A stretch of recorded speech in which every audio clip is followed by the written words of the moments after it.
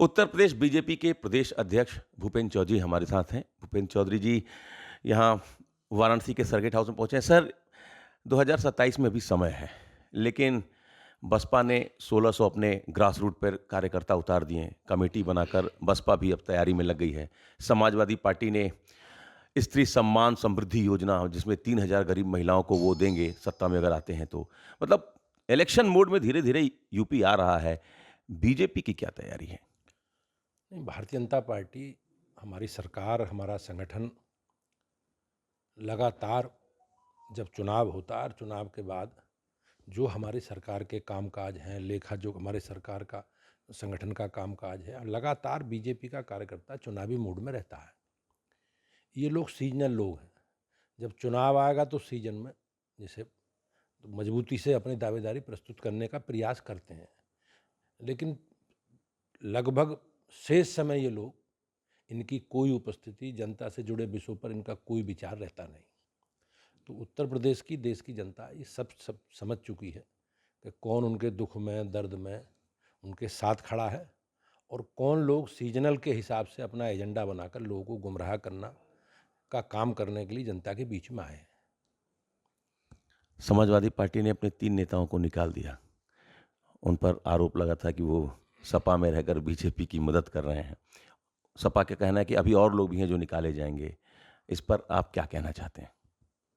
अब समाजवादी पार्टी में जिस प्रकार का अंतर्विरोध है, आपस में जिस तरह के टकराव हैं, तनाव है, जिस प्रकार से समाजवादी पार्टी समाज के एक वर्ग को लेकर उनका तुष्टीकरण करती रही है और बहुसंख्यक समाज के प्रति जो उनका दृष्टिकोण है, तो मैं निश्चित रूप से, मुझे ऐसा लगता है कि उसी का परिणाम है।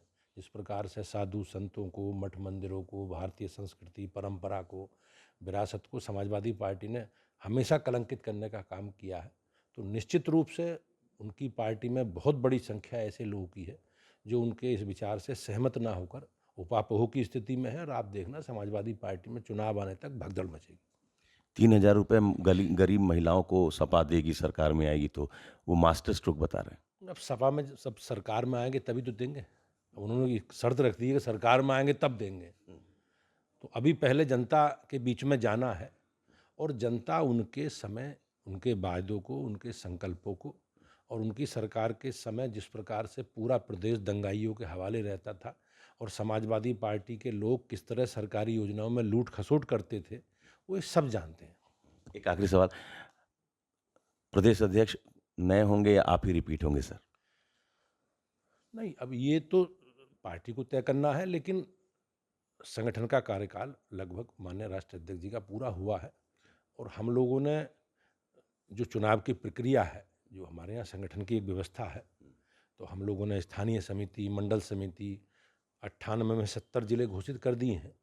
तो प्रदेश चुनाव के लिए तैयार है। जब भी माननीय राष्ट्रीय नेतृत्व का निर्देश होगा, चुनाव होकर नई व्यवस्था होगी। चलिए, तो नई व्यवस्था के तहत जो भी अध्यक्ष होंगे वो सामने आ जाएंगे।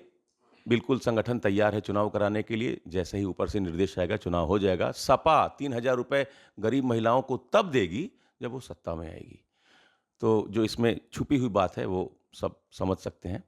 Amit Singh, TV9 UP, Varanasi.